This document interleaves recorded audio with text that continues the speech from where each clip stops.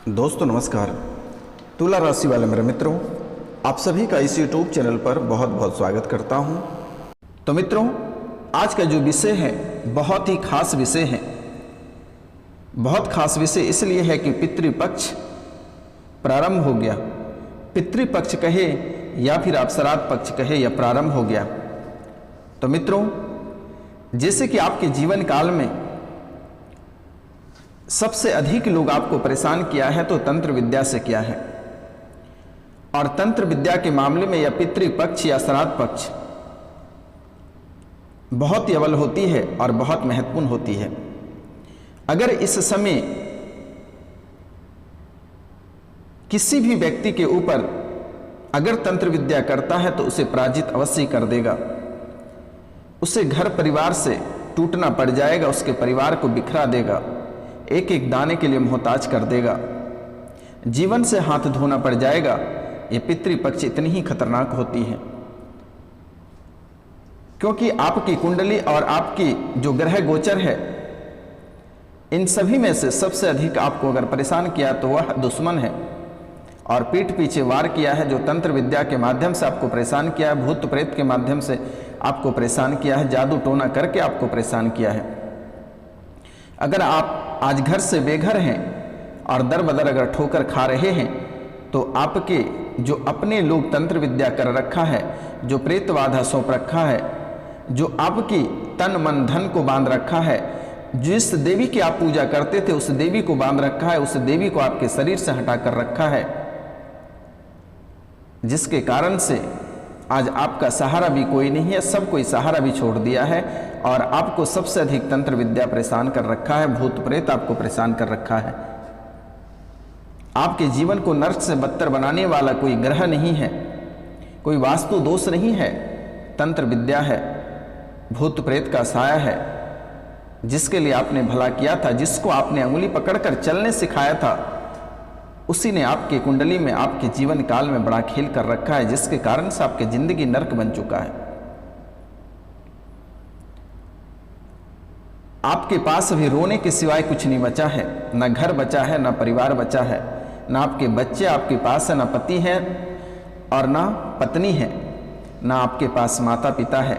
ऐसी स्थिति बनाकर आपको रखा है। इसलिए आपसे मेरा निवेदन है और आपको मैं बारंबार प्रणाम करता हूं कि पितृपक्ष प्रवेश कर गया है। इसमें आपको सतर्क और सावधान रहने की जरूरत है। आप अगर जरा सा भी चूक करते हैं तो आपको जान गंवानी पड़ जा सकती है, क्योंकि यह पितृपक्ष भूत प्रेत तंत्र विद्या वाले लोगों के लिए ही सबसे शुभ माना जाता है और आम लोगों के लिए सबसे खतरनाक माना जाता है।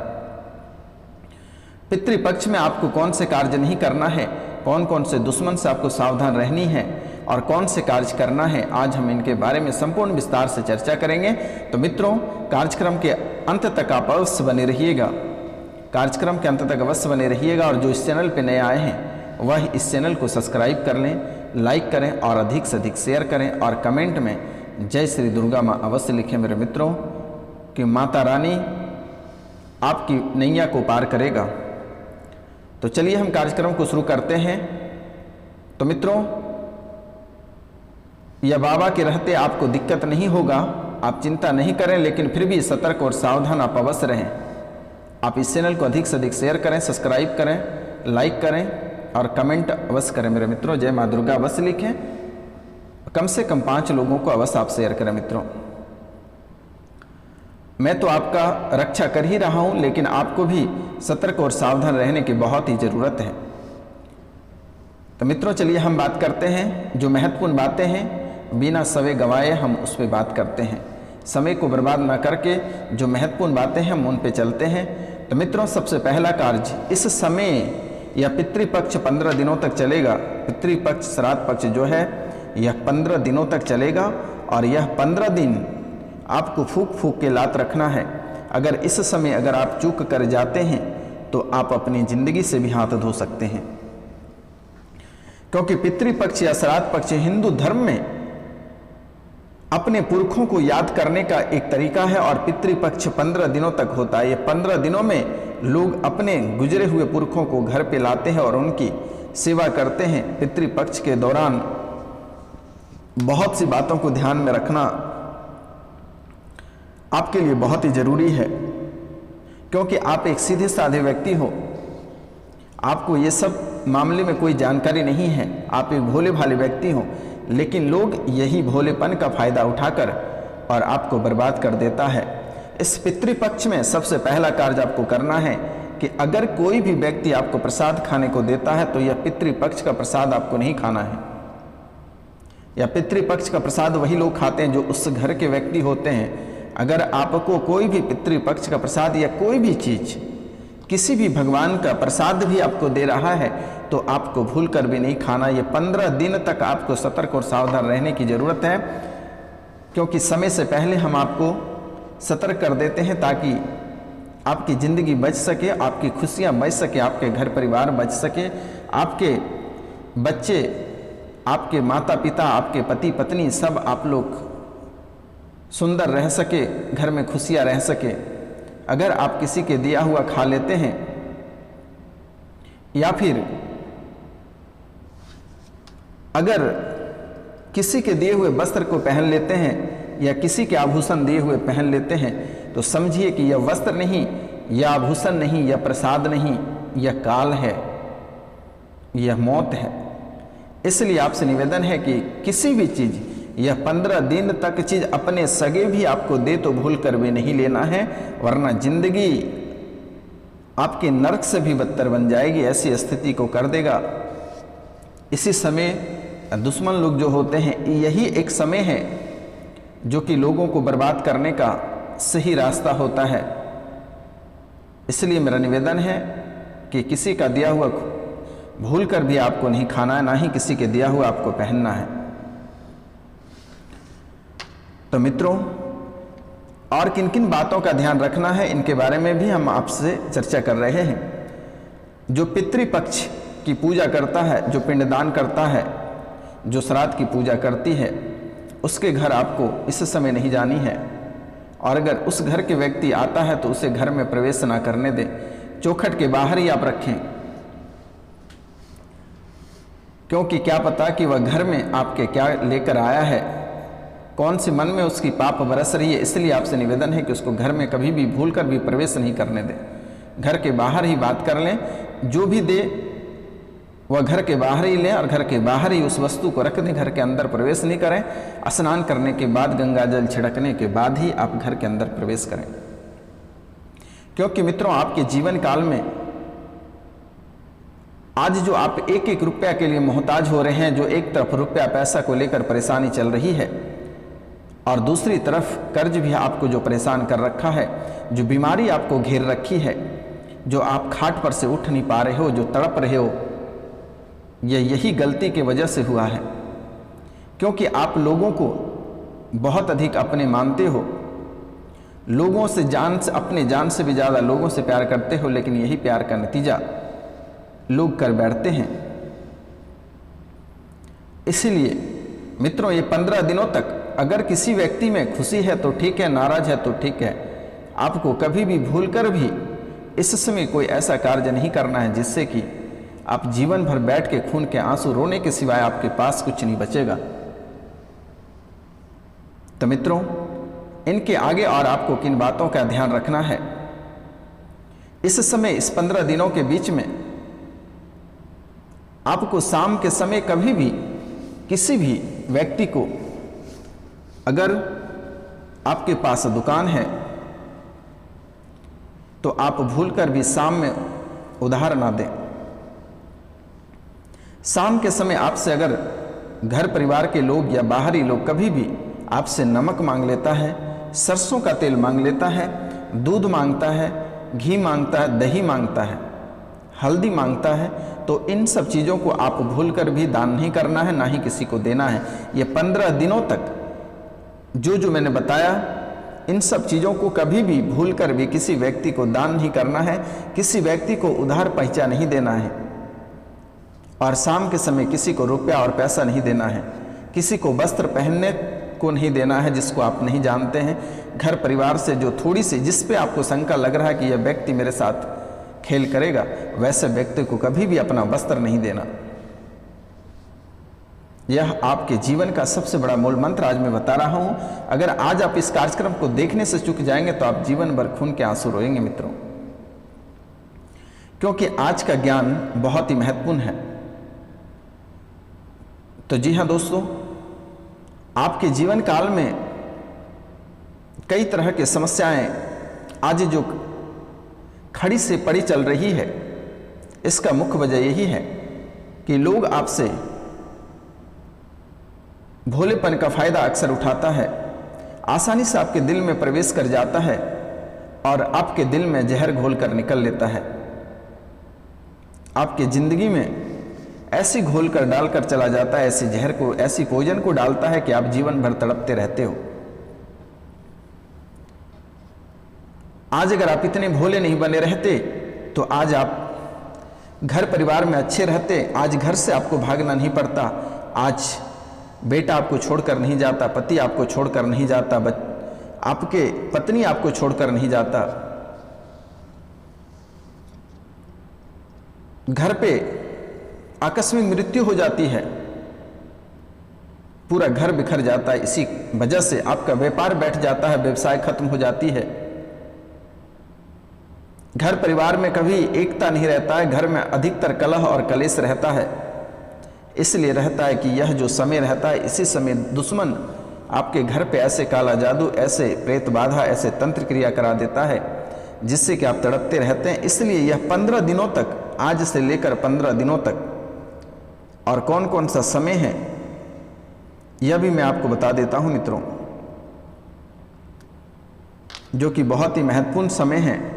और कौन कौन से दिन आपको, ये 15 दिन एकदम सतर्क आपको रहने की जरूरत है। तो मित्रों, पितृपक्ष के दौरान एक बहुत ही अच्छा कार्य आप कर लेना। पितृपक्ष के दौरान ये 15 दिनों तक आप एक बहुत ही अच्छे कार्य को करना, जिससे कि दुश्मन अगर तंत्र विद्या कहीं से कराता है तो आपका बाल भी बाका नहीं कर पाएगा।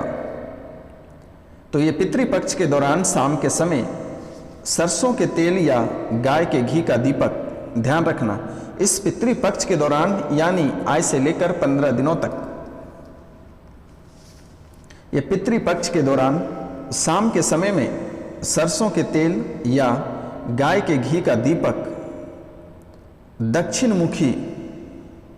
दक्षिण मुखी लौ करके जलाना चाहिए। दक्षिण तरफ घुमाकर आपको दीपक को जलाना चाहिए।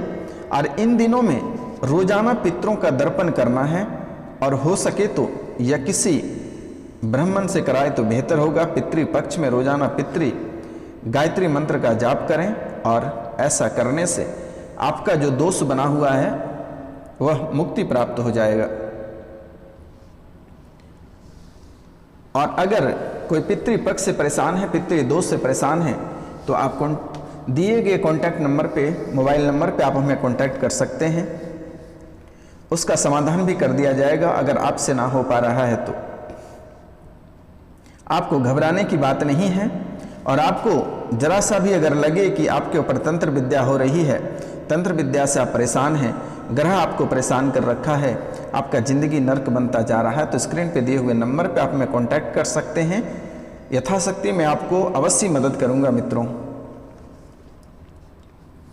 तो मित्रों, चलिए अब हम बात करते हैं इस समय क्या करना चाहिए।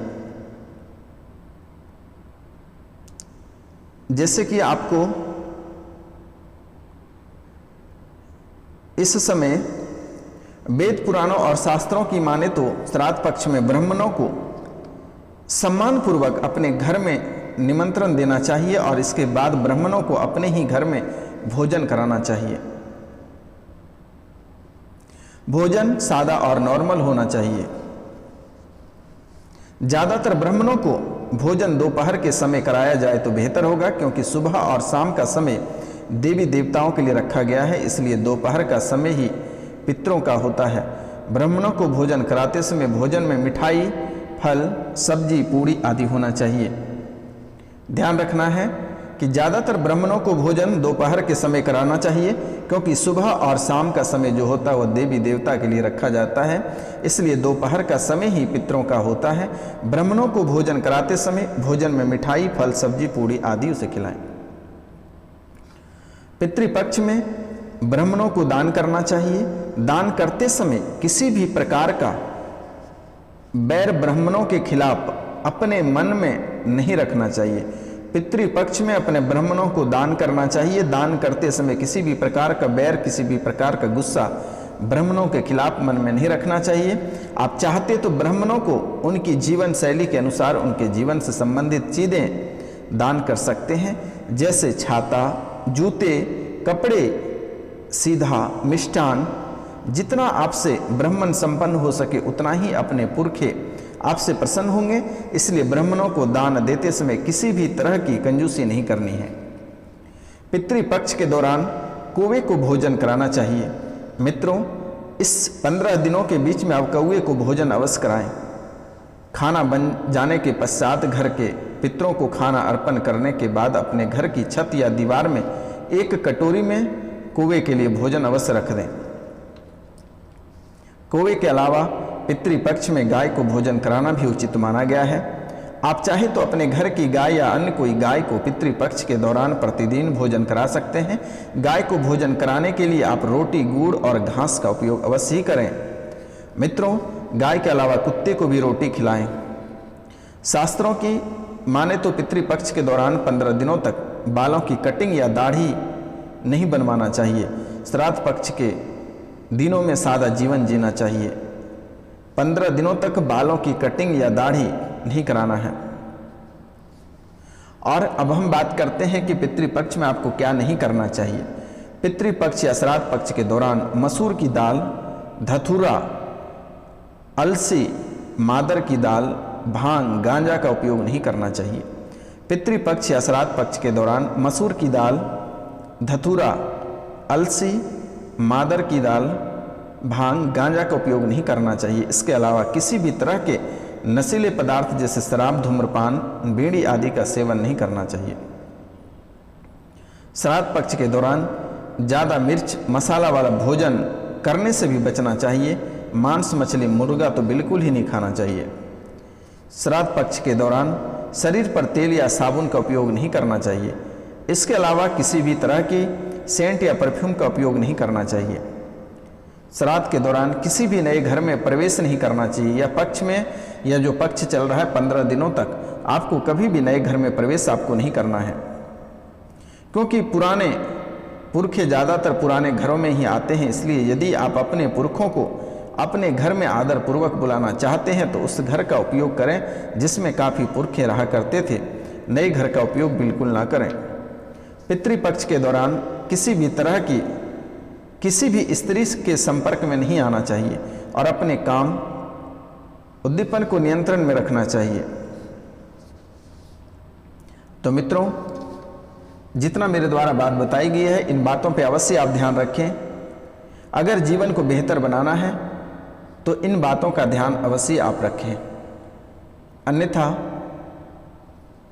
आपके जीवन में कई प्रकार की भूचालें आ सकती है, क्योंकि आपके दोस्त कम और दुश्मन अधिक हैं। मित्रों, आपके जीवन काल में आपके दोस्त कम और दुश्मन अधिक हैं। तो इसलिए जो भी बात बताई गई है इन बातों को अवश्य फॉलो करें और हो सके तो सूर्योदय से पहले आप बिस्तर छोड़ने का प्रयास करें। तो मित्रों, आज का कार्यक्रम यहीं तक था। आप सभी को नमस्कार, प्रणाम, राधे राधे। हम मिलते हैं आपसे अगले वीडियो में। तब तक के लिए क्षमा चाहते हैं। जय हिंद, जय भारत।